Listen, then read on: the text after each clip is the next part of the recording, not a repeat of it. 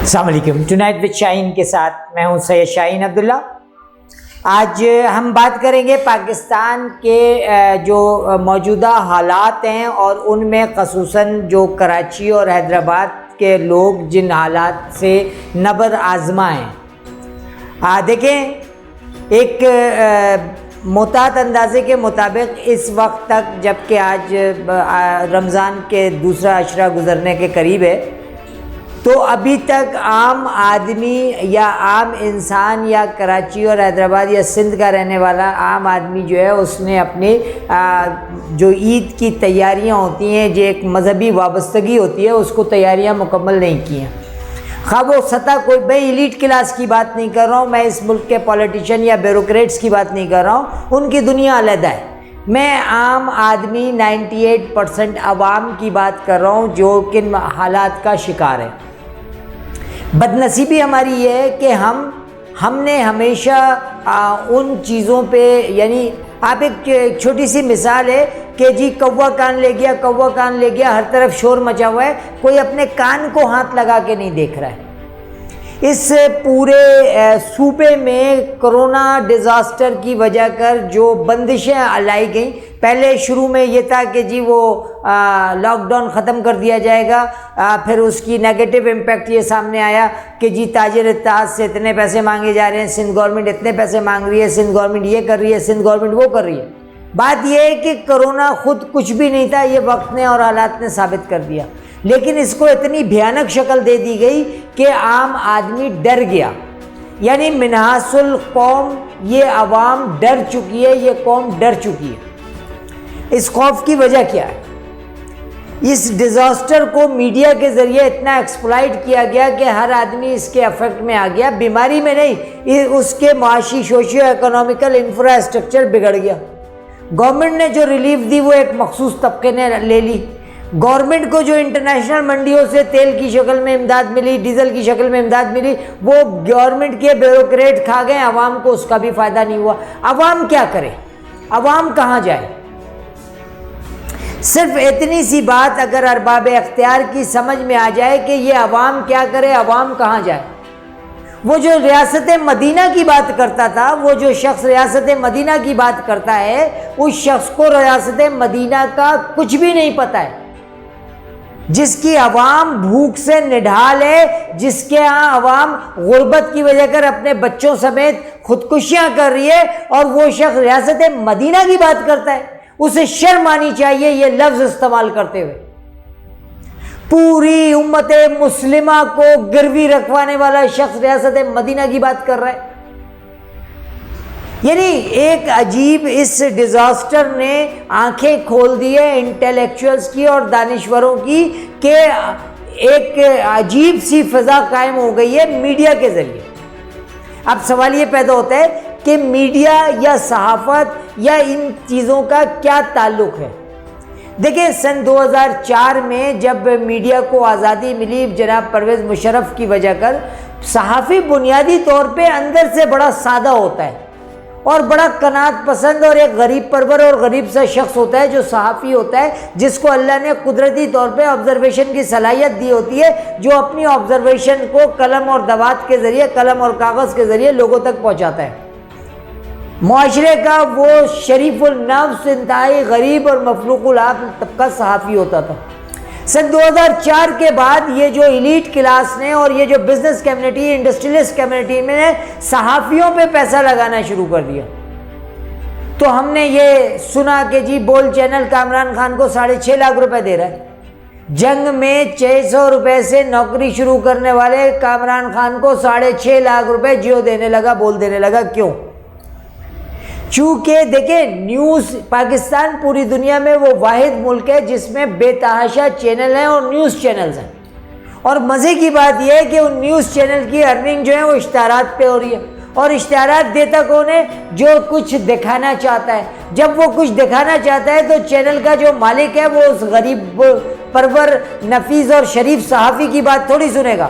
وہ تو اس کی بات سنے گا جو اس کو پیسے دے رہا ہے، جو اس کو اشتہار دے رہا ہے. یعنی ایک ایسی طبقاتی جنگ میڈیا کے ذریعے شروع ہو گئی ہے کہ میڈیا کے خود بھی جو جینون صحافی ہیں وہ پریشان ہیں. کہ یہ صحافت میں کالی بھیڑیں کہاں سے آئیں. کالی بھیڑیں انجیکٹ کی ان انڈسٹریلسٹ کیپٹلسٹ طبقے نے یا ان چینل مالکان نے جو ان کالی بھیڑوں کے ذریعے پیسے کماتے ہیں. اب سوال یہ پیدا ہوتا ہے کہ اس پیشہ پیغمبری کو داغدار کرنے والے لوگوں کی سزا کیا ہونی چاہیے؟ ان کی وہی سزا ہونی چاہیے جو عدالت میں کسی جھوٹے گواہ کی سزا ہوتی ہے. اس معاشرے کو گمراہ کرنے والے ان صحافیوں کی سزا بھی بالکل وہی ہونی چاہیے. اچھا، اس میں ایک سوشل میڈیا کا بھی بڑا کردار ہے. دیکھیں، سوشل میڈیا بیسیکلی یہودیوں کا انسٹرومنٹ ہے. یہ جو ابھی جس جنگ سے ہم لڑ رہے ہیں، یہ بیسیکلی ہائبرڈ نہیں، سائبر وار ہے جو یہود و نصارہ نے اپنے انسٹرومنٹ کے ذریعے مسلمانان پہ اور عوام پاکستان پہ سے چھیڑی ہے. اس سائبر جنگ میں کیا ہے کہ میڈیا کے ذریعے مائنڈ سیٹ کو تبدیل کیا جاتا ہے. ہم 4-5 لوگ اگر کسی جگہ بیٹھے ہوتے ہیں تو میں پوچھتا ہوں کہ کیا آپ کے جان پہچان میں کوئی کرونا ہے، پیشنٹ ہے؟ نہیں جی نہیں ہے. آپ کے جان پہچان میں نہیں ہے، محلے عزیز دور دراز میں کوئی ہے؟ نہیں جی نہیں ہے، ہم نے آج تک نہیں دیکھا. تو پھر سوشل میڈیا پہ یہ خبریں، ایسی اندوناک خبریں کہ ابھی میں نے صبح ایک صاحب کا ویڈیو میسیج دیکھا جو انہوں نے واٹس ایپ گروپ میں چلایا ہوا تھا، جن کا کہنا یہ تھا کہ ان کا دوست جو ہے وہ کہیں باہر سے آیا، اس کو کرونا تھا، اس کا ٹیسٹ پازیٹیو آ گیا، وہ گھر میں کرنٹین ہو گیا. جب گھر میں آ گیا تو اس کی والدہ کو ہو گیا. والدہ کی ایج زیادہ تھی، ان کو ہاسپٹل میں رکھا گیا، ہاسپٹل میں ان کی ڈیتھ ہو جاتی ہے. وہ اتنی اندوناک کہانی سنا رہا ہے کہ پولیس والوں نے لاش نہیں دی اور پولیس والے جو ہیں وہ 3 تھانے کراس کر کے سریانی میں بالکل شام غریبہ کے انداز میں منظر کشی کر کے ایک موت کو انتہائی اذیتناک بنایا گیا میڈیا کے ذریعے. جب لوگوں نے اس ایڈریس پہ جا کے کنفرم کیا، پتہ کیا، تو پتہ چلا جی ایسا کوئی واقعہ ہی نہیں ہوا. یعنی میڈیا، سوشل میڈیا کے ذریعے مائنڈ سیٹ کو تبدیل کرنے کا کیا یہ جو حربہ ہے، یہ وہ حربہ ہے جو یہود و نصارہ استعمال کر رہے ہیں. آپ نے فلائٹیں بند کر دیں، آپ نے مساجد بند کر دی ہیں. آپ کے پاس اتھارٹی ہے، آپ سائبر کرائم کو استعمال کرتے ہوئے یوٹیوب چینلز کو، میڈیا کو بند کریں. تو یہ جو ذہنی ایک اضطراب کا شکار کیا جا رہا ہے اقوام کو، وہ ختم ہو جائے گا. جب وہ ختم ہو جائے گا تو ڈیفینیٹلی آپ دیکھیں گے کہ زندگی روٹین پہ آ جائے گی. یہ میڈیا کے ذریعے ہائبر وار کیا گیا ہے پاکستان کے اوپر، امت مسلمہ کے اوپر. اس کے جو بھی مقاصد ہیں وہ علیحدہ ہیں. اس کے جو بھی مقاصد ہیں وہ بینیفیشری اس کا کون ہوگا؟ بل گیٹس ہوگا، 5G انسٹالیشن ہوگی، خانہ کعبہ میں پہ عربوں کی حکومت کا ختم ہونا ہوگا، یا مسلم امہ کو تابع کرنا ہوگا. جو بھی ہے وہ ایک الگ چیز ہے. لیکن بہرحال اس سائبر وار میں یہود و نصارہ نے بہت اہم طریقے سے آپ کے اوپر ایک وار کیا ہے اور آپ جس کی زد میں آ رہے ہیں. میں اس کی چھوٹی چھوٹی سی مثالیں دیتا ہوں. آپ کو اپنے گرد و پیش میں کوئی کرونا کا پیشنٹ نظر نہیں آئے گا، ایک ایویڈنس. نمبر 2، جب آپ کسی کو موبائل پہ فون کرتے ہیں تو کرونا الرٹ کا ایک میسج چلتا ہے جو کہ موبائل کمپنی کو سرکار نے، یعنی اس موبائل اس جیسے زونگ کی کمپنی کو اس کے ہیڈ آفس نے یہ میسج ڈیلیور کیا ہے کہ یہ آپ ہر کال سے پہلے دیں. اور یہ ہم اچھی طرح سے جاتے ہیں کہ کمیونیکیشن پہ، سیٹلائٹ پہ حکومت جو ہے یہودیوں کی ہے. دنیا کی 3 بڑی کمپنیاں یہودیوں کی ملکیت ہیں. بل گیٹس پہ امریکن عوام نے حملہ کیا. کیوں کیا؟ کبھی کسی میڈیا نے اس بات کو ہائی لائٹ کیا؟ اتنا بڑا واقعہ تھا، جس دن واقعہ ہوا اس دن 2 ٹی وی چینل نے یہ خبر چلائی، 2-3 گروپوں میں یہ خبر چلی، اس کے بعد خبر بند ہو گئی. ایسا کیوں ہے؟ ایسا اس لیے ہے کہ یہ میڈیا کے ذریعے ہی مائنڈ سیٹ کو تبدیل کرتے ہیں. یہ ان کا ایک بہترین جنگی ہتھیار ہے. اور ہماری بد نصیبی یہ ہے کہ بجائے اس کو کاؤنٹر کرنے کے ہم اس کو مزید اپریشیٹ کر رہے ہیں، اس وبا کو اور پھیلا رہے ہیں. تو these are the factual truth جن کو ہماری قوم، ہماری عوام فیس کر رہی ہے. اگر آپ کو کرونا سے لڑنا ہے تو آپ میڈیا میں اس کے ذریعے پھیلائی ہوئی خبروں کو اجتناب کریں. آپ خود بخود ہی جو ہے نا کرونا سے محفوظ ہو جائیں گے. تو ان حالات میں اچھا دوسرا دیکھیں ایک اور بہت بڑا فیکٹر ہے، سندھ گورنمنٹ نے اپنے تمام تر گھنونے منصوبے پورے کیے اس کرونا ڈیزاسٹر میں۔ کراچی اور حیدرآباد کی عوام تو تیسرے درجے کی شہری ہے، اس کی تو بات ہی نہیں کریں۔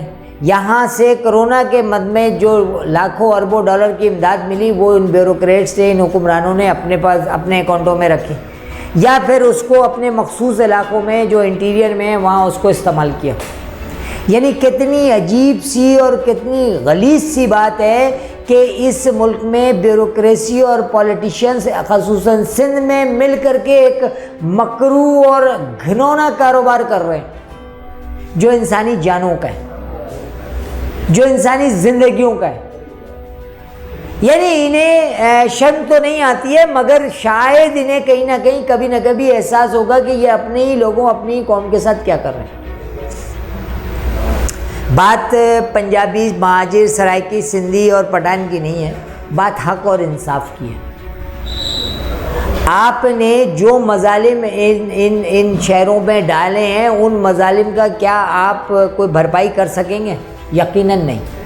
اس لیے نہیں کر سکیں گے کہ آپ کے مفادات جو ہے نا وہ ان کو ٹھیس پہنچتی ہے اگر کوئی بھرپائی کریں گے تو۔ اچھا پیپلز پارٹی ویسے بھی جانتی ہے آصف علی زرداری صاحب کما کی حالت میں واللہ اعلم بالصواب کے ہیں بھی یا نہیں ہیں، لیکن ایک انتہائی مصدقہ اطلاعات ہیں کہ اس وقت ان کو شو اس لیے نہیں کیا جا رہا ہے ان کی ڈیتھ کو کہ گڑی خدا بخش میں بھٹو خاندان کے قبرستان میں ان کو تدفین کی اجازت بھٹو قبیلہ نہیں دے رہا ہے۔ وہ یہ کہتے ہیں کہ نہیں جی ان کا یہ بھٹو خاندان سے کوئی تعلق نہیں ہے، لہٰذا ان کی تدفین بھی گڑی خدا بخش میں نہیں ہوگی۔ شاید اس وجہ کر اتنی بڑی خبر کو دبایا جا رہا ہے۔ دوسرے جو پراپرٹیز کے معاملات ہیں، بھٹو خاندان یہ کہتا ہے کہ جو فلیار تالپور کے پاس پراپرٹیز چلی گئی ہیں وہ کس اکاؤنٹ میں گئی ہیں، یعنی وہ پراپرٹیز کا اور مالی مفادات کے معاملات ہیں جو آصف علی زرداری صاحب کی ڈیتھ اگر ہو گئی ہے تو اسے ڈکلیئر نہیں کی جا رہی ہے۔ ان حالات میں کیا اس ملک کا جو سنی کمیونٹی ہے وہ یہ کہنے پہ مجبور نہیں ہو گئی ہے کہ یوم علی کی وجہ کر آپ نے 20ویں روزے تک کے لیے لاک ڈاؤن کھول دیا ہے، اس کے بعد 21ویں روزے کے بعد آپ یہ 10 12 15 لوگوں کو کرونا پیشنٹ ظاہر کریں گے اور کہیں گے کہ کرونا کا دباؤ بہت بڑھ گیا اس لیے سخت ترین لاک ڈاؤن۔ یہ وہ عوامل ہیں جن کے ذریعے سے ہمیں یہ پتہ چلتا ہے کہ پاکستان کی حکومت جو ہے اسٹیبل نہیں ہے، چاہے وہ وفاق کی ہو چاہے وہ سندھ کی ہو۔ اور دوسری چیز یہ کہ ہمارے لیے ناگزیر ہے کہ ہم اس کرونا ڈیزاسٹر کو اپنی عقل، دانش، فہم و فراست سے دور کریں، اور اس کا بہت آسان طریقہ ہے، آپ اپنے موبائل کو سوئچ آف کر لیں، آپ اپنے جو آپ کے ویب ٹی وی چینلز ہیں ان کو سوئچ آف کر دیں، آپ دیکھیں آپ ذہنی طور پہ کرونا ڈیزاسٹر سے باہر آ جائیں گے۔ ٹو نائٹ وتھ شاہین کے ساتھ سے شاہین عبداللہ کو اجازت دیجیے، بہت شکریہ۔